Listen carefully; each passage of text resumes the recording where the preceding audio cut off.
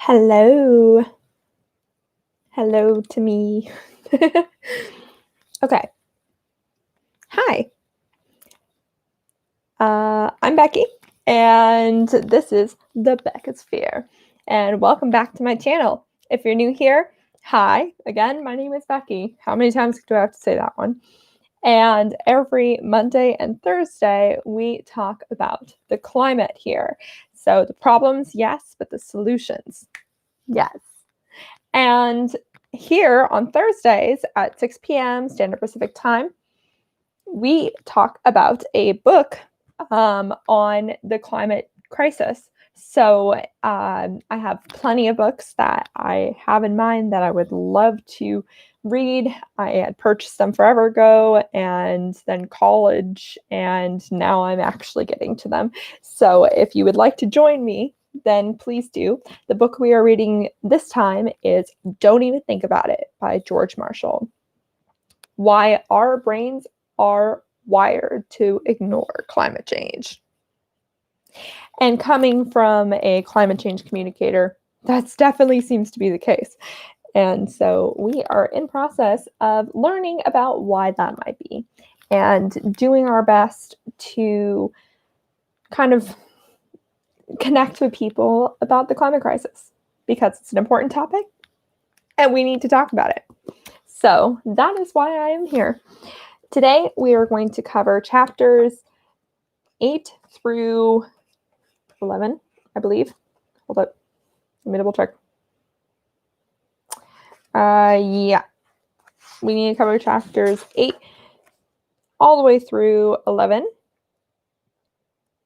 Yes. And usually I have my mom here to help me because it's nice to have someone else to talk to, I guess. But I am here on my own this time. Well, not completely on my own. I have a beverage. I have, my peanut butter pretzels. So I got something. But yeah, let's go ahead and stop me rambling and get on to chapter 8 of Don't Even Think About It. So chapter 8 is called Through a Glass Darkly, the Strange Mirror World of Climate Deniers.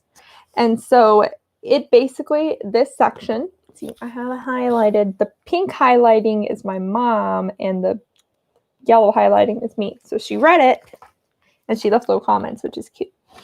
Anyways, yeah. So the first part about this chapter, which we found very interesting, is talking about how it basically, like, people are similar regardless of what side of the climate argument they're on. So one of the things that the writer George noticed was that even though their conclusions were different, their thought processes were kind of similar and their argumentative style were kind of similar. So that's really interesting. One thing he did say, though, was he said those on the far right have a particular attachment to demonizing their political opponents. And that is a politically jarring point that he brought up. And he might be a little too biased on the other liberal side to make that judgment. However, we have seen some comparisons to whether or not climate change is considered to be a fact or an opinion, depending on what political aisle you're on. So there might be something there. But the more important part of it is that he is saying in this section that because it became a politicized issue, now it's gone to the point where you can say, I'm a Republican, and it's an assumed thing that you don't believe in climate change. Or if you do, then you only believe in free market methods of fixing it, not necessarily any other government control-based methods. So, or federal regulations, I should say. That's a better way to phrase that. And it's become an issue that those are the only two options, because when there's only two options, it really makes it difficult to actually fix such a complicated situation. Like, why would such a crazy thing like climate change only have two options? So, yeah, when we need to kind of get it out of the political sphere and into just mainstream human concerns, I guess. Okay, so that was chapter 8. So chapter 9 is called Inside the Elephant, Why We Keep Searching for Enemies. Now, this one I found especially interesting coming from the perspective of a journalist, because when I try to talk about the issue of climate change, I find there are two main opinions on how best to do that. One way is the very analytical approach, where you are trying to just support your statement with facts and provide resources so that people can come to their own conclusions using facts. And then there's another side which says, actually, the facts don't make that big of a difference. In fact, you should appeal to people's emotional side through storytelling and through emotional pulls like fear because of forest fires or something like that.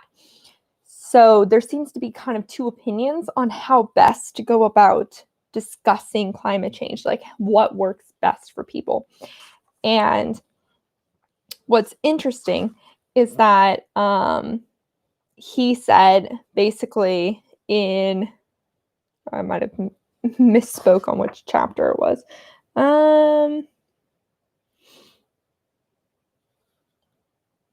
Yeah, okay, fair enough. Sorry. So that part mainly comes on the next chapter. So let me get back to that in just a sec, but I made a good point and it's coming up.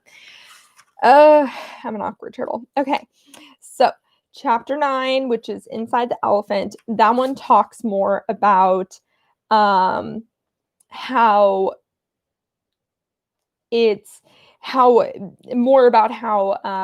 even people that are like super opposite opinions seem to kind of have a similar way of thinking. So an example of that is he says that all these enemy narratives, this is on page 41, all of these enemy narratives seem entirely natural to the people who hold them. They merge seamlessly with their existing values and beliefs systems built on the metaphors of previous struggles of their own reading of history. So basically, people have their own interpretations of what is true based on how they were raised, how they were taught to understand certain parts of history.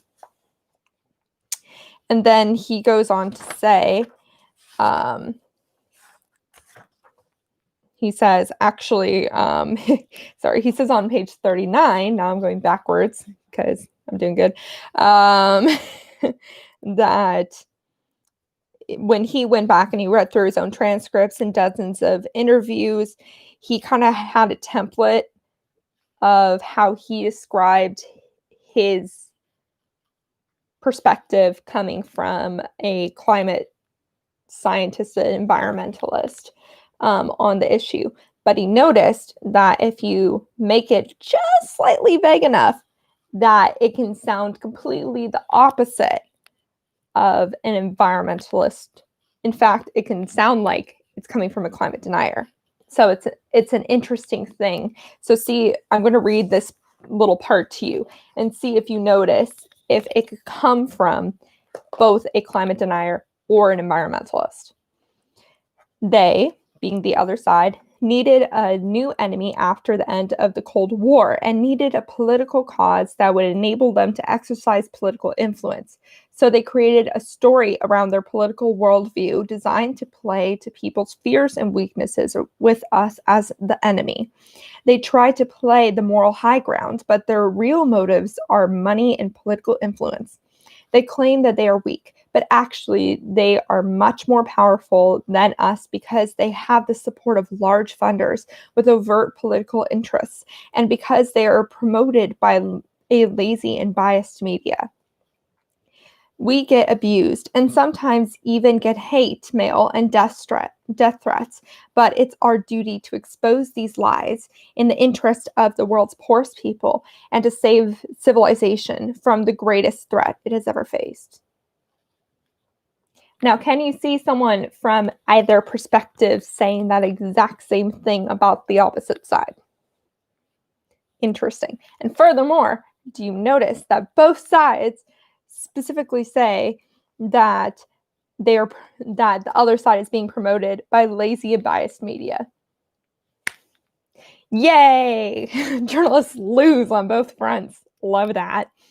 Side note, little plug, is that I am doing a bonus video, which will go up on Saturday, hopefully, about my experience getting a journalism degree during the beginning of the era of fake news.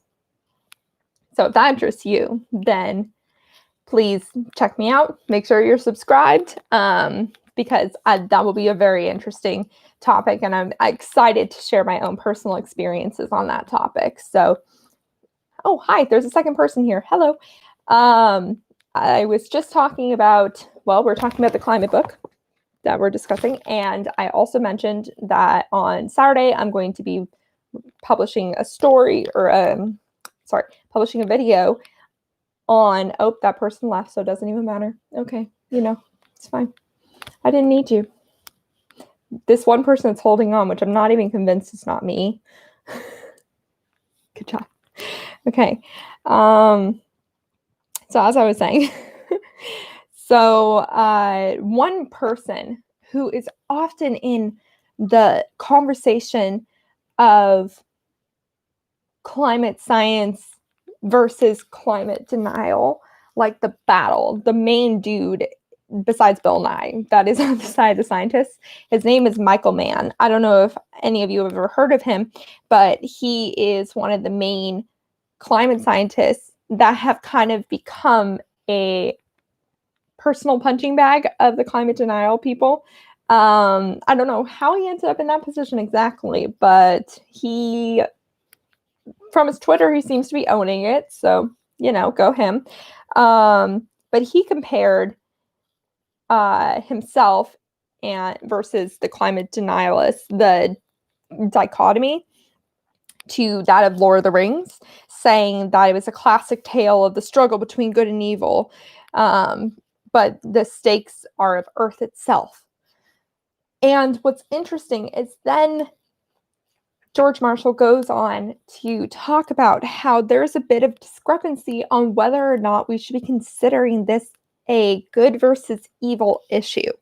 Because the thing is that he argues that when it is a good versus evil situation, it's not really accurate to climate change in general, because a good versus evil kind of negates the fact that humans in general are part of this problem. So there's really, technically everybody's evil in that way, but then, people who are trying to change it are kind of good. So it's more complicated. You can't really put it from the perspective of good versus evil.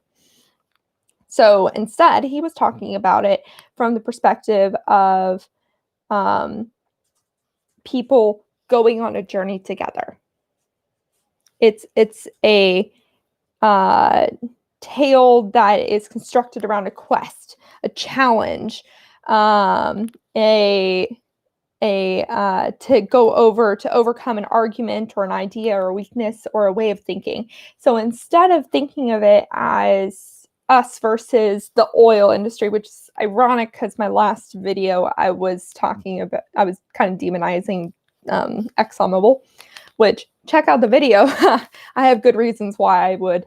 But instead of thinking of it as good versus evil, it's more of a journey. It is the next big hurdle for humanity.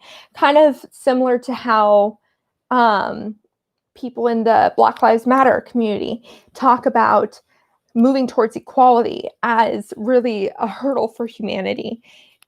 they try not to demonize necessarily certain other groups of people, because that demonization is kind of how we got into that segregated problem in the first place. Or I might be talking out of my butt on that one, but I hope that makes sense. But it's kind of similar for climate change too, is that we need to see it as a journey, because the idea that there is a normal that we can save is unrealistic, unfortunately. So at this point, he has a little bit of a summary of what we've covered so far.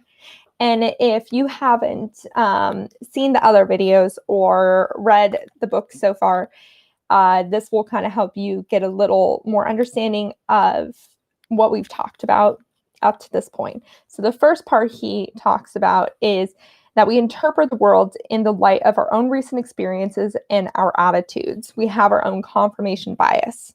So we see things from very different lights, which is especially clear when looking at our current politicized world. We definitely seem to look at a same situation in completely different ways, depending on what side of the aisle we are represented by. So that's point one that we've covered in the book. Point two that we covered in the book is that we feel compelled by our desire to fit into our social groups, to take our cues from what we should think or do from people around us. So that's kind of similar to the confirmation bias, because you go looking for information that supports your point of view. And then in addition to that, you kind of have a herd mentality towards it. So if someone else has a strong point of view, you go with them if they're like part of your group. Point three, our desire to conform leads us to exaggerate the differences between ourselves and the people in our social group. And again, that is something that's definitely happening right now all around the world, but a lot in the US right now, about many different topics, is that we get to such a point where we really demonize how the other side is, and that's why sometimes there's like news networks that go out and try to talk to the other side to make it seem like there's not as much of a divide when you discuss with people who just have an opposite label as you, but you actually talk with them more in depth. You find that you actually do have things that are more similar than you initially expected. So yeah, so that was point three. And our views are constantly being shaped through the negotiation between our own identity, our group loyalty, and our relationships in wider society. So that was also part of point three. And we've also talked about how the vast majority of people find it hard to accept the issue. Well, kind of. So this book came out in 2014. So it's been a little bit since then. I would argue that, in fact, there's been a much bigger percentage of people who understand that this is a big problem. It's not as debated as it used to be,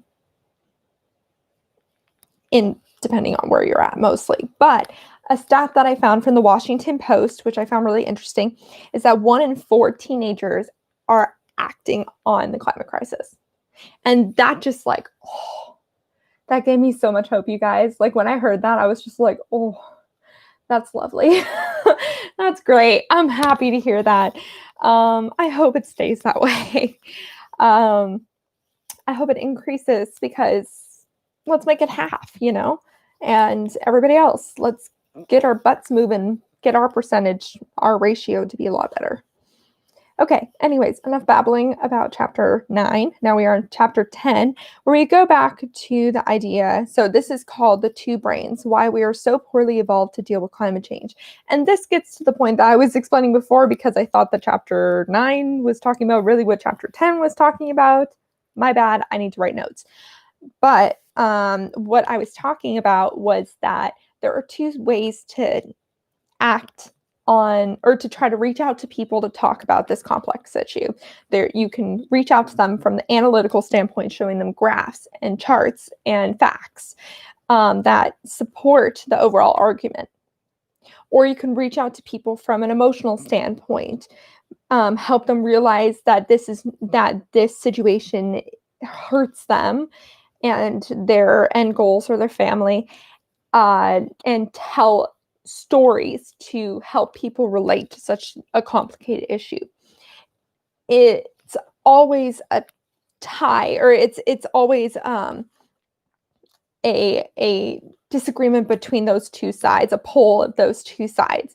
And it's really hard to find a true neutral ground about that topic, to talk to other people about it. And I think for each person, honestly, it's different. It really depends. I think some people are more emotionally driven and some people are more analytically driven. And, so it's hard because it's like not one size fits all. But unless you have a very particular audience, you kind of need to try to address all of them. So it's an interesting issue that fellow science communicators and I have come across, is how do you do that? How do you connect with people on the topic of climate change? So in this chapter, in chapter 10, on page 47, he talks to a professor of psychology at Harvard named Daniel Gilbert. And Daniel Gilbert basically says that there are four main triggers for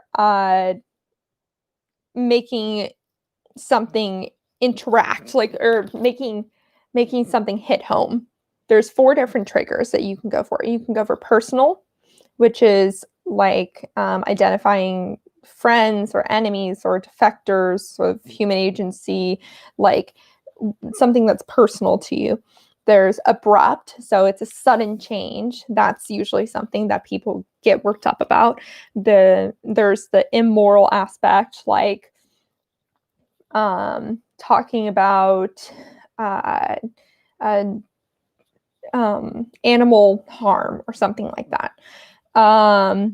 And then there's now, which is similar to abrupt. But so abrupt is we are most sensitive to sudden relative changes and tend to ignore slow-moving threats. Slow-moving threats being climate change. I mean, that is a very slow-moving threat. I mean, it's not as slow as it used to be.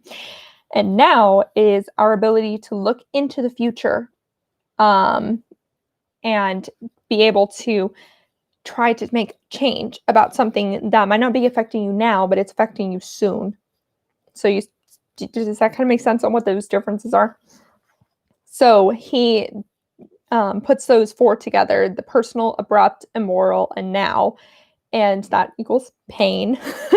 So that's why this one's title is Climate Change is a Pain, even though technically it's, in this case, antithesis of pain, because people usually don't find that personal connection unless your house is burnt down. And even then you have to contribute the wildfire to climate change. So it's always an extra jump for people. So it's really hard to make climate change personal.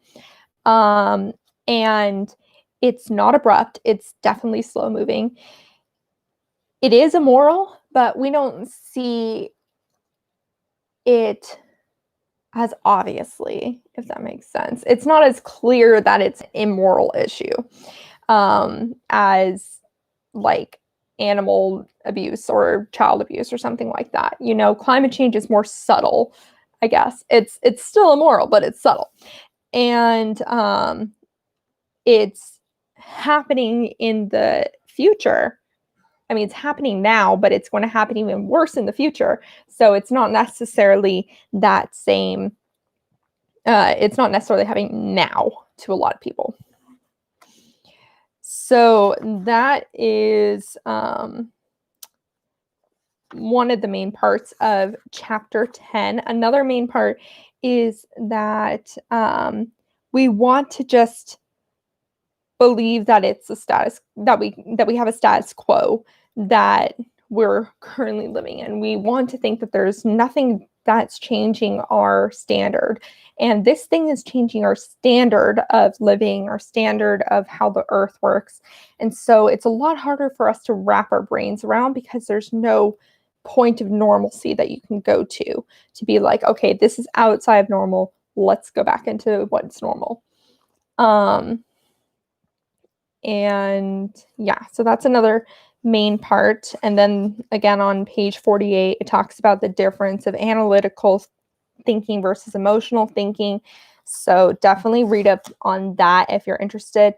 A common way of thinking about it is a human on an elephant, because the elephant is the larger emotional side, and at the end of the day, it really makes a decision on where things go.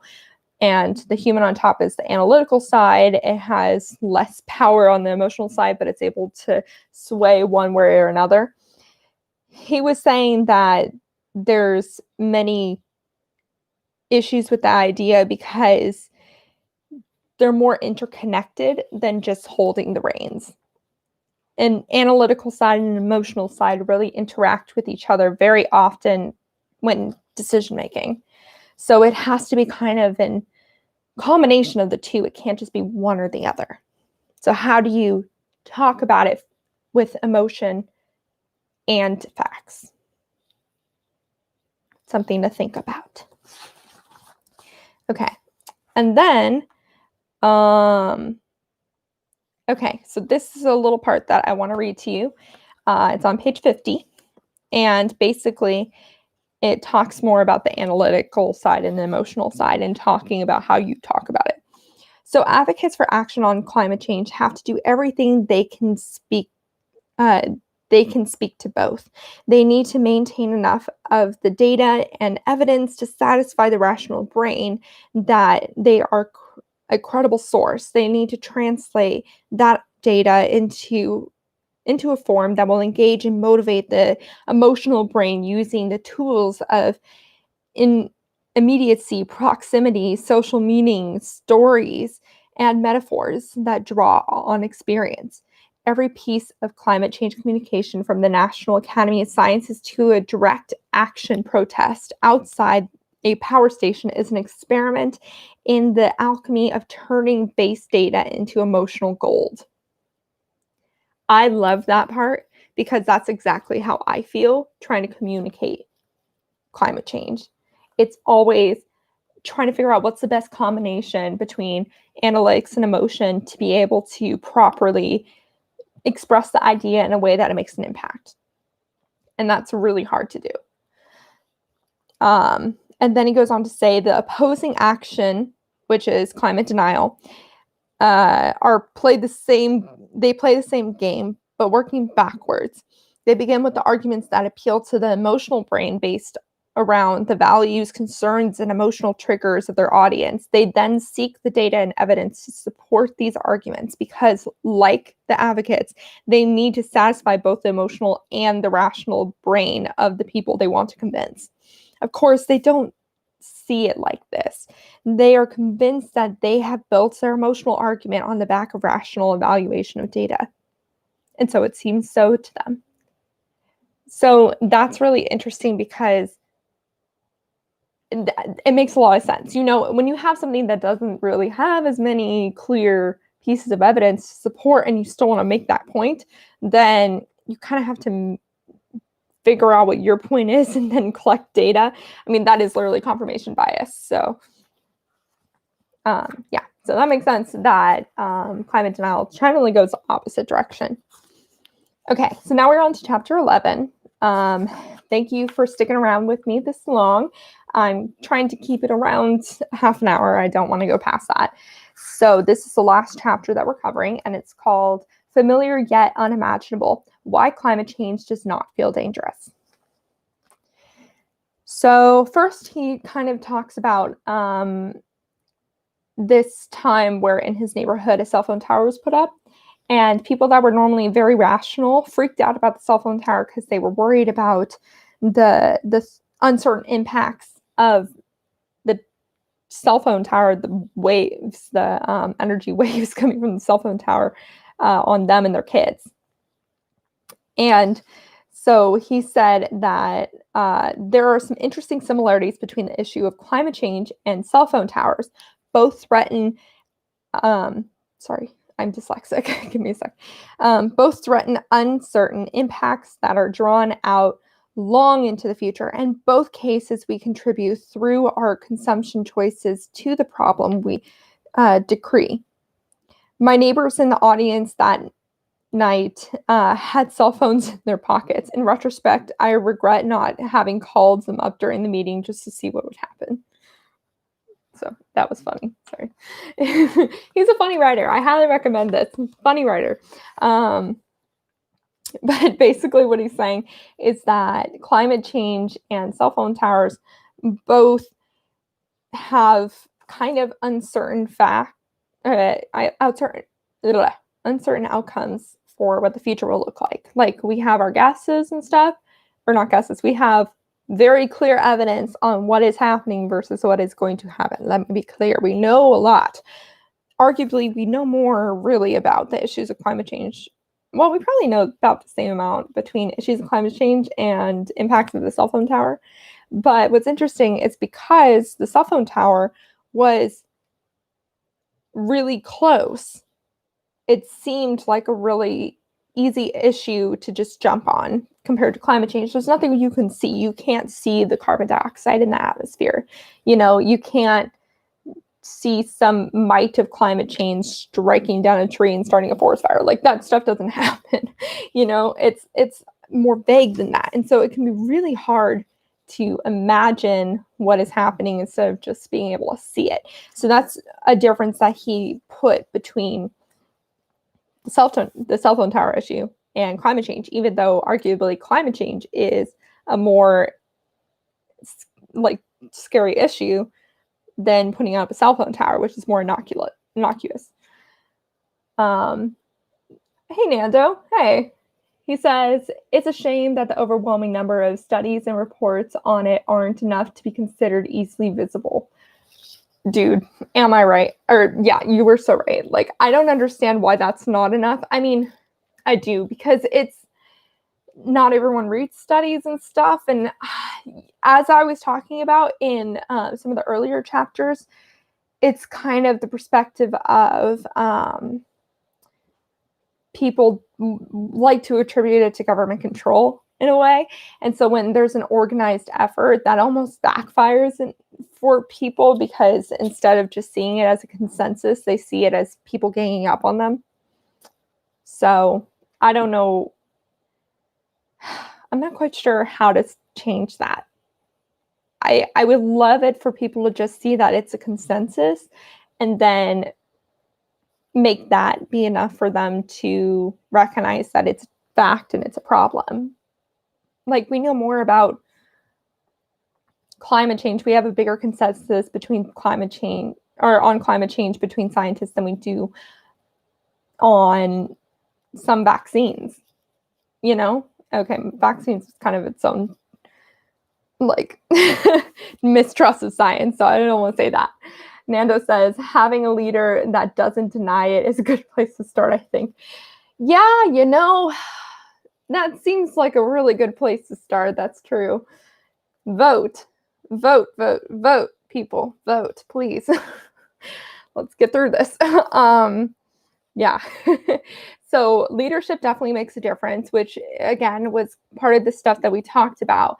If you have someone in leadership that is disproving the science, even if he himself doesn't have any facts to support his own claim or doesn't have the backing of scientists, which are trying so hard to be non-biased and non-political, it's still not believed to people who are in the same tribe. So it's hard. Some people are open to hearing the perspective of other people, and some are not. And yeah. So something else I will say about page 54 is that he was talking to another person who was from the University of Oregon, go Ducks, named Paul Slovic, who's the professor of psychology there. And he was trying to understand why climate change is not something that people feel comfortable acting on as they do with something else like a telephone tower entering their neighborhood. And one of the things that Slovic said was that they don't feel threatened. It doesn't feel threatening because climate change in itself is the cause to effects that we see. Again, there's no God's arm of climate change that you can see going over and just like causing mayhem. It doesn't work like that. We can't see the CO2 in the atmosphere. We can't see the methane in the atmosphere. And so it can be really difficult to visualize climate change. And while, as you were saying, Nando, that for some people, papers and studies are enough, for others, they don't trust humans besides themselves and their own tribe. And so if they personally can't see it, then it doesn't exist. And moreover, another interesting part of it is that the psychology professor said that climate change has a lot of false friends, which are basically traps posed by words that look the same and sound the same, but are developed entirely different meanings. So, for example, weather and climate, those are things that have often gotten confused by people. And so weather is something that we all experience. We're all able to be like, oh, it's sunny, oh, it's rainy, oh, it's windy. And because of that, we kind of feel like we have our own authority on that topic. And so then going to someone and being like, hey, actually, the weather that you're experiencing this year compared to 5 years ago wasn't quite the same. It doesn't compute. It's slow. It's hard to understand, to visualize, to remember how you felt 5 years ago at this time and now. And then another problem is that climate change is not readily imaginable. So with threats of graphic imaginability, such as the terrorism after 9/11 attacks, you lose all sense of proportion and respond with high alarm and low probabilities. The availability bias that draws on recent experience keeps the threat alive, and the uncertainties of when the next attack might come does not diminish the fear, it amplifies it. But because climate change does not have the same stigma and extreme weather events have a degree of familiarity, like they've happened before, we've had fires here before, we've had hurricanes there before, then the uncertainty of its impacts do not instill dread, but rather, Slovic says, give you a leeway to believe what you want to believe. So it has that impression that people can come up to their own conclusions with this. It's just weather. Does that make sense? And so that is the end of the chapters that we read this time. Next time, we are going to read chapters... My goodness, my voice is dying. Chapters 12 to 12 through 16. 12 through 16 is going to be next time. So the next chapter, for a little teaser, is called Uncertain Long-Term Costs, Why Our Cognitive Biases Line Up Against Climate Change. Get your own copy. Dun, dun, dun. Don't mind me, I'm just going to take a drink. So that is all for today. If you found this interesting, if you're watching this later and you've come to it now, please continue the conversation below. Comments really help the algorithm, but also I really want to know what you guys think about the book so far. What do you think about the different points that are raised about why it's so difficult to understand and communicate climate change? And without further ado, just a reminder to vote and talk about climate change every day, every freaking day, because it can always be connected to something. Oh, and that was another thing that was mentioned in the book. Don't remember what page it is. Totally forgot.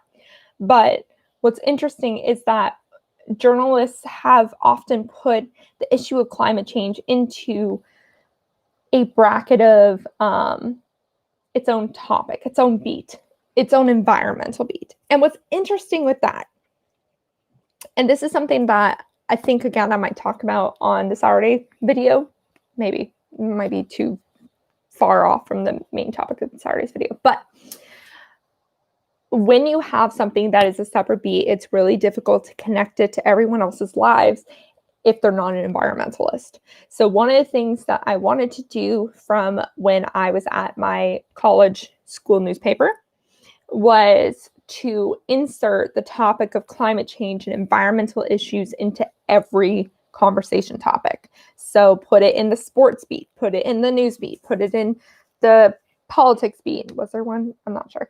Put it in the humanities beat, because every topic has that connection to climate change. They're all there. So that is also just has to do with how we're talking about it too. If someone has property near the ocean, sea level rise. If people have kids, the future.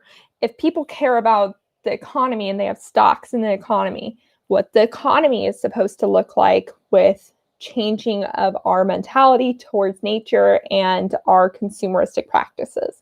There are topics for every interest. And that is something that I want to make very clear in this YouTube channel, that I will continue to write, or I will continue to create videos on, is how you connect it to each issue. If you care about racial issues and gender equality, those also definitely contribute. Housing issues, that's another thing that you can contribute to climate change. All of those. And if you want to know exactly how, then please make sure you subscribe, because I will be giving you all that information. And with that, I'm going to stop blabbering on. Have a great rest of your evening. I will see you all next Thursday when we talk about chapters 12 through, what did I say? 12 through 16? 12 through 16. And yeah, thank you for joining me in the Beckisphere, and talk to you later. Bye.